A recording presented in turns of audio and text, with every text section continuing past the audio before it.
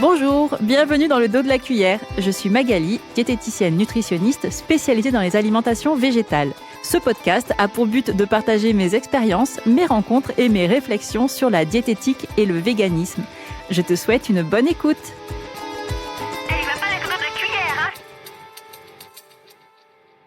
Dans le tout premier épisode de ce podcast, je te partageais mon expérience en tant qu'étudiante végane en BTS diététique. Franchement, je pensais que ce sujet n'intéresserait pas grand monde et pourtant, depuis sa sortie, j'ai reçu plein de questions de personnes végées ou véganes qui envisagent ou qui suivent déjà cette formation. Et je trouve ça top parce qu'on a vraiment besoin de diététiciens et diététiciennes végés bien formés et spécialisés. Allez, viens!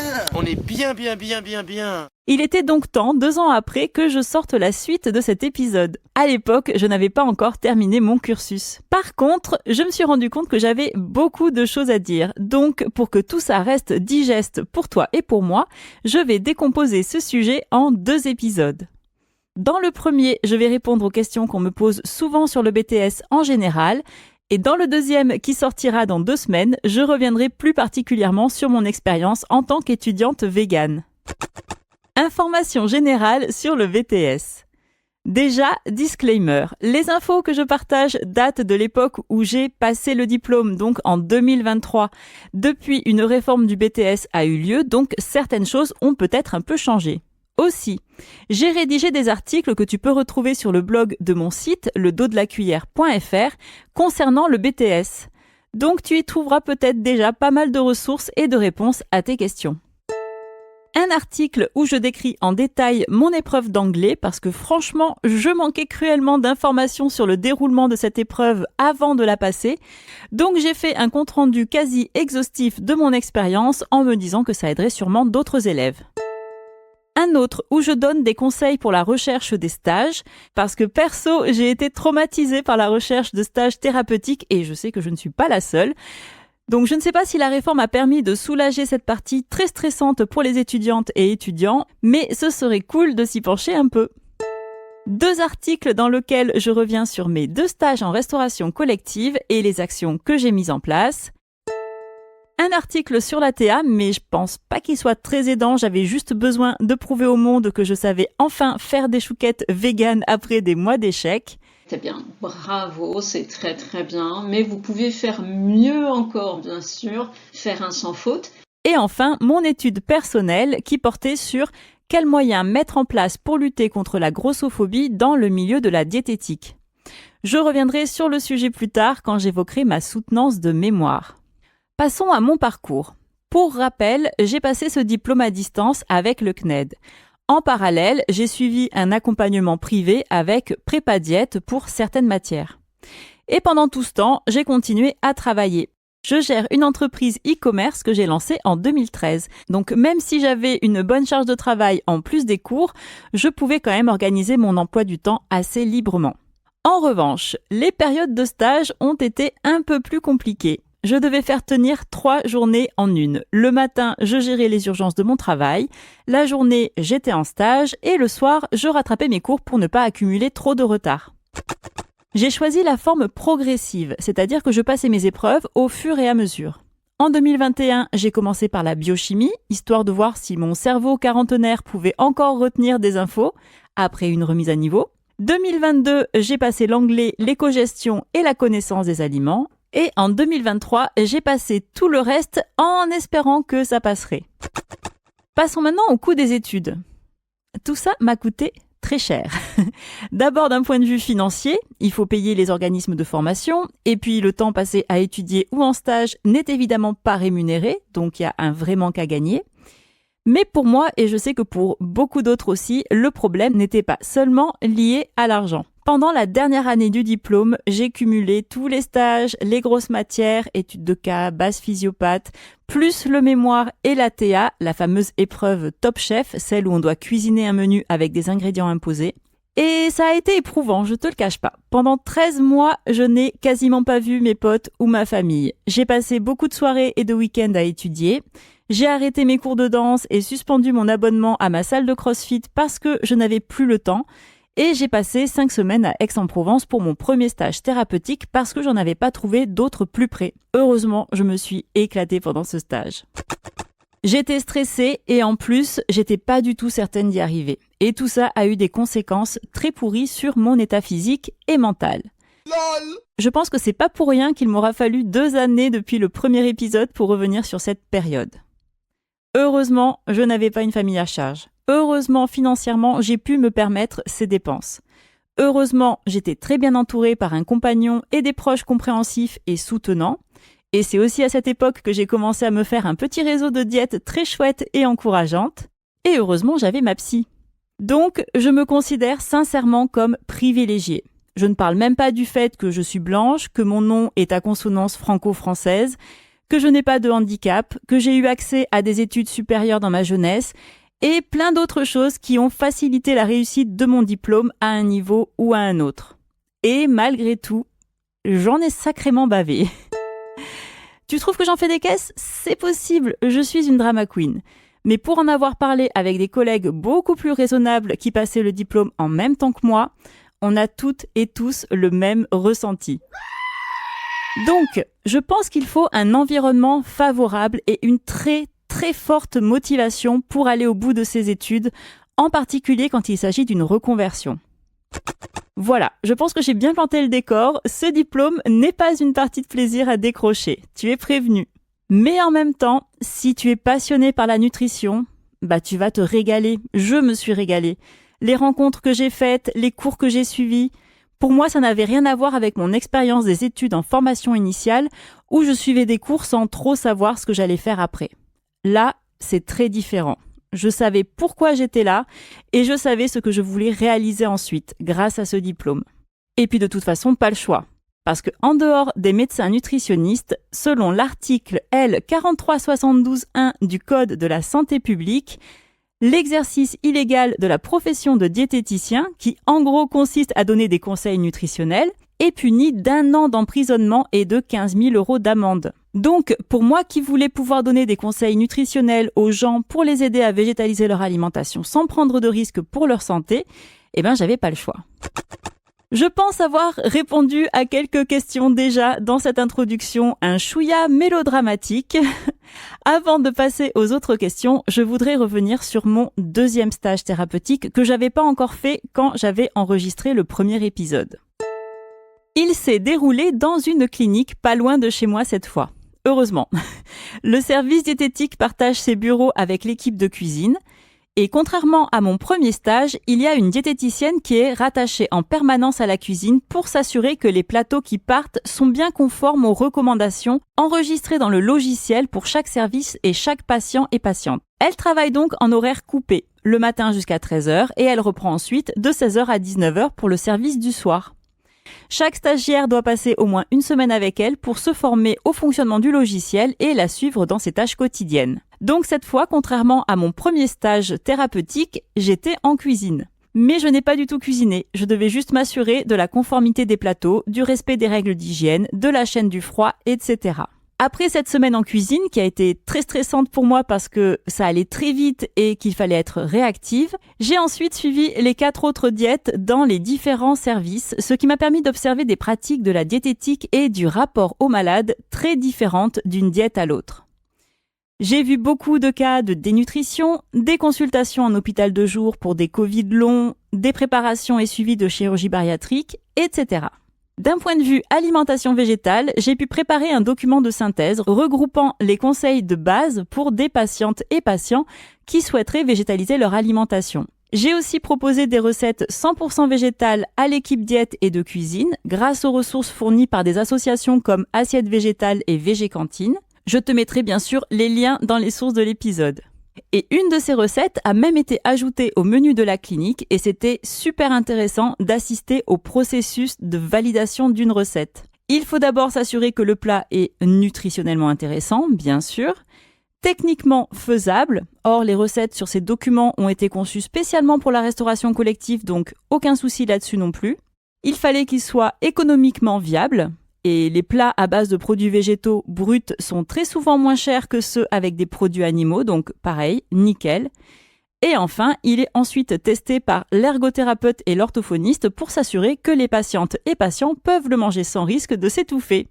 Une autre expérience de ce stage qui m'a beaucoup marquée, c'est que pour mon 3e cas patient, qui était l'alimentation d'une patiente après une opération de la mâchoire, c'est que j'ai pu assister à l'opération en direct et c'était incroyable. Je vais t'épargner les détails, mais laisse-moi juste te dire qu'il y avait des petits outils que j'avais jamais vus avant, à part dans les films, dans les scènes de torture, et que moi, j'étais à côté ou devant la tête de la patiente et que je pouvais tout voir.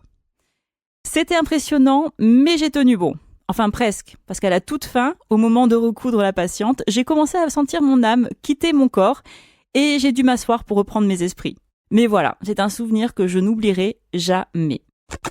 Si je te partage tout ça, c'est parce que j'aimerais te faire comprendre un truc que je trouve primordial et qui, je pense, m'a beaucoup aidé à traverser ces 2 années et demie. Il faut savoir que je suis une personne qui doute énormément de moi. Mais pendant ce cursus, quand j'avais parfois l'impression d'être la dernière des nuls et malgré mon manque pathologique de confiance en moi, bizarrement, j'arrivais quand même à garder dans un coin de ma tête que j'avais malgré tout des qualités que d'autres élèves n'avaient peut-être pas. Et je suis persuadée que c'est le cas pour chacun et chacune d'entre nous. Mon âge, mon expérience, mon humour, mes convictions, mes hobbies, ma posture professionnelle et finalement aussi mes connaissances en alimentation végétale. Et je me suis servi de tout ça pour apporter quelque chose dans le cadre de mes stages. J'ai mis tout ça en avant dès les entretiens pour mes stages en leur montrant que certes, les structures qui allaient m'accueillir allaient devoir s'occuper de moi, me former, m'expliquer, me fournir des documents pour mon mémoire, rattraper mes éventuelles erreurs, etc. Mais j'avais aussi beaucoup de choses concrètes et uniques à leur offrir.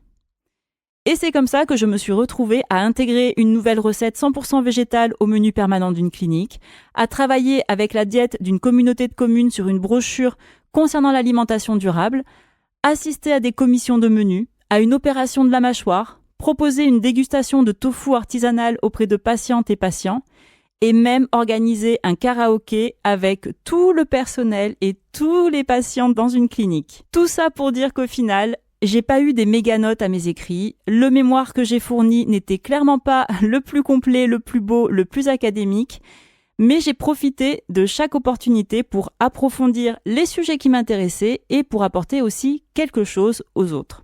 Cette attitude, dont j'avais même pas conscience avant de me lancer dans cette aventure, m'a permis de tenir le coup quand c'était compliqué, de m'éclater pendant un cursus très très lourd et de récolter de super appréciations de stage puisque j'ai eu 18,5 sur 20. Passons maintenant aux autres interrogations que je reçois souvent sur le sujet du BTS. J'ai peur que mon bac littéraire ne soit pas suffisant pour être au niveau ou que ce soit trop scientifique.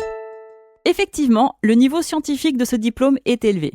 Mais il existe des remises à niveau. Ce sont des mini-formations qui permettent de voir ou revoir des cours de chimie et de biologie pour se préparer. Personnellement, j'ai un bac scientifique option maths. J'étais douée avec les chiffres, mais pas du tout en biologie ni en physique-chimie. Et de toute façon, j'arrive pas à me rappeler pourquoi je suis entrée dans une pièce 15 secondes après l'avoir décidé, donc autant te dire que la règle de l'octet, 25 ans après, je m'en rappelais plus du tout.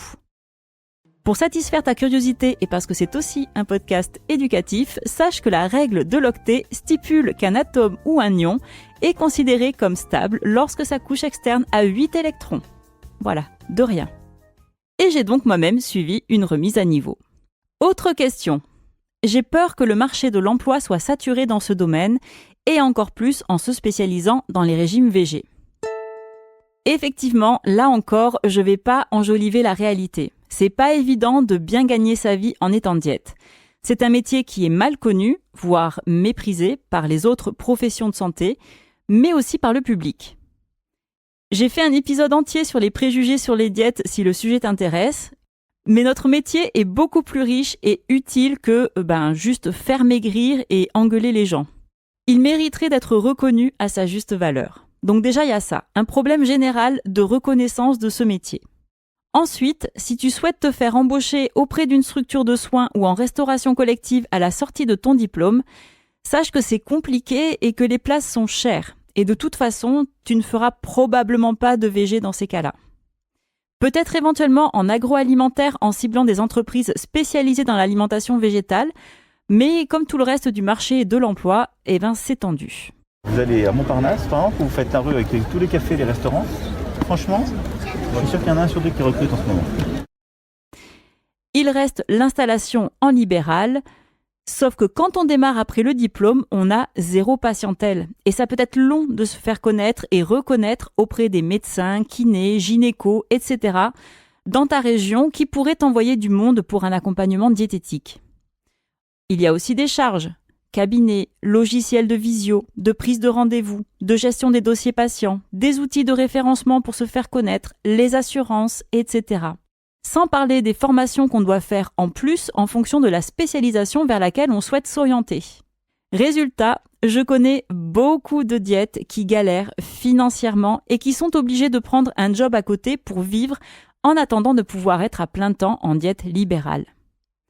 Mais j'en connais aussi qui s'en sortent super bien 1 ou 2 ans après l'obtention de leur diplôme. Et parmi celles qui s'en sortent le mieux, j'ai constaté 3 stratégies très différentes et à adapter selon ta personnalité. Certaines ont loué un cabinet et se sont fait connaître localement, par Doctolib ou en s'associant avec d'autres pros de santé, en faisant de la com dans la presse locale, par le bouche à oreille, etc. D'autres ont joué le jeu du marketing agressif ou des réseaux sociaux avec des discours chocs et non nuancés sur la nutrition, diabolisation de certains aliments, photos avant-après de leurs patientes et patients, promesses miracles, etc. Ce n'est pas la stratégie que je recommande. Et enfin, certaines se sont spécialisées dès l'obtention de leur diplôme, parfois même pendant leurs études car elles avaient un objectif pro déjà très précis, et ont développé une notoriété dans leur domaine d'expertise avec les réseaux sociaux, un livre, un média, une association, etc. Et pour moi, cette dernière stratégie est la meilleure quand on veut se lancer dans le VG, qui est une spécialisation à part entière. Parce que la première option qui consiste à s'implanter et se faire connaître localement, à part peut-être à Paris ou dans les grandes métropoles, et encore franchement, je ne sais pas si ça marche, c'est un gros risque financier de s'engager à louer un cabinet et d'espérer pouvoir le payer avec uniquement une patientèle VG, surtout quand on démarre et que personne nous connaît. Bon, je ne vais pas développer la deuxième stratégie, et donc il nous reste la troisième stratégie. Évidemment, là, il faut prendre en compte le fait d'être à l'aise avec les outils digitaux parce qu'il va falloir se faire connaître au-delà de sa ville ou de son village et proposer des consultes en visio qui permettent théoriquement de toucher plus de personnes un peu partout en France et pourquoi pas dans le monde. Et là, à mon avis, il y a moyen de faire sa place. Si en plus tu choisis une autre spécialisation comme les troubles des conduites alimentaires, la nutrition sportive, les enfants, la santé féminine, une pathologie très précise ou d'autres troubles, moi je pense que ça peut vraiment le faire parce que pour le coup, je ressens qu'il y a un manque de diètes VG hyper spécialisées dans leur domaine. Mais le problème, et c'est ce dont je voudrais que tu aies conscience avant de te lancer pour ne pas faire tout ça pour rien, c'est que c'est pas donné à tout le monde. D'un côté, il faut continuer à se former et de l'autre, il faut se faire connaître. Ça demande du temps, de l'argent et de l'énergie. Moi, c'est ce que je fais avec le podcast, la newsletter et mon compte Instagram qui a même pas 1000 abonnés. Mais si je peux le faire, c'est que j'ai mon e-commerce à côté qui me permet de manger. On verra ce que ça donne quand je relancerai les consultations, si j'ai choisi la bonne stratégie. J'avais pas prévu d'approfondir ce sujet dans cet épisode, même s'il me passionne, t'auras compris. Mais si tu veux en savoir plus, je te conseille l'écoute du podcast Entre deux patients de Marion et Élise, elle-même diététicienne et qui m'a beaucoup apporté quand j'étais étudiante et même encore maintenant. Autre question. Que penses-tu du BTS en alternance ? La question de l'alternance est tout à fait pertinente parce que c'est un moyen qui permet de conserver une rémunération pendant qu'on étudie, à condition bien sûr de trouver une entreprise OK pour t'embaucher et donc pour financer ta formation. Parce qu'effectivement, ce sont des études qui coûtent cher, en particulier en reconversion, que ce soit en école, la plupart du temps privée, ou à distance. Je suis désolée de revenir dessus, mais il faut vraiment en avoir conscience. Moi, j'ai dû payer le CNED juste pour pouvoir m'inscrire aux épreuves, alors que j'ai même pas ouvert leurs cours au final, parce que leur méthode d'apprentissage ne me convenait pas du tout. Et j'ai dû payer un accompagnement en plus qui, lui, ne me permettait pas de m'inscrire aux épreuves. En tout cas, à l'époque, ça a peut-être changé. Bref, l'alternance, c'est pas le cursus que j'ai fait et je ne connais pas non plus d'élèves qui l'ont fait, donc je suis pas la mieux placée pour répondre. Mais je crois qu'il y a des écoles qui le proposent effectivement. Par contre, il me semble aussi que c'est très compliqué de trouver des entreprises pour financer cette alternance. Et franchement, vu la lourdeur du programme plus les stages, ça me paraît compliqué à gérer. Mais je sais pas, peut-être que c'est possible et peut-être qu'il y a des aménagements dont j'ai pas conscience. Peut-être aussi que la réforme du BTS permet plus facilement cette voie de financement pour passer son diplôme. En tout cas, si des personnes ont suivi ce cursus, n'hésitez pas à laisser un commentaire, ça pourra aider d'autres personnes. Autre question qu'on me pose souvent, est-ce que tu as demandé des dérogations ? Il est possible de demander des dérogations pour ne pas passer certaines épreuves quand on a obtenu un diplôme équivalent ou supérieur dans certaines matières. Ça permet de gagner du temps en révision et de s'épargner le stress de passer une épreuve.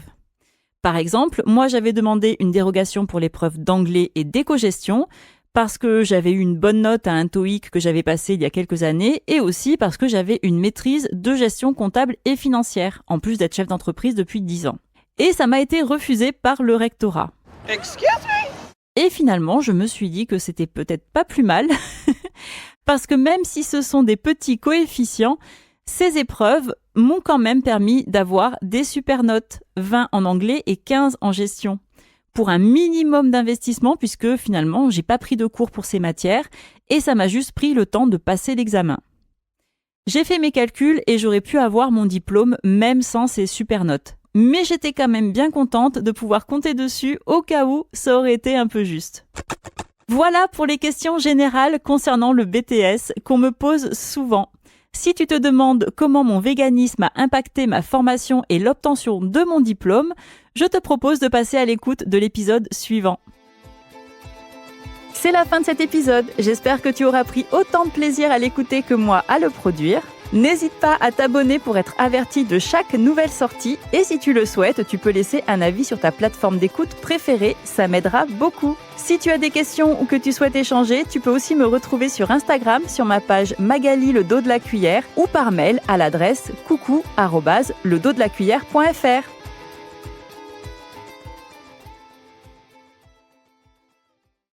C'est bon ? En rédigeant le script... Oh mais c'est nul. Alors, information générale sur le BTS. Je t'ai entendu. Bref. Et enfin... Non, c'est pas le dernier. Non. Un article sur l'ATA. ATA, c'est quoi déjà ? Ouais. Mais je pense pas... Oh là là, j'arrive pas aujourd'hui. En serrant très fort les fesses pour que ça passe. Je sais pas comment dire. Ça y est, il en a marre. Au-delà de son village. Non, elle est trop longue cette phrase. En tout cas, si des personnes ont suivi ce... Putain.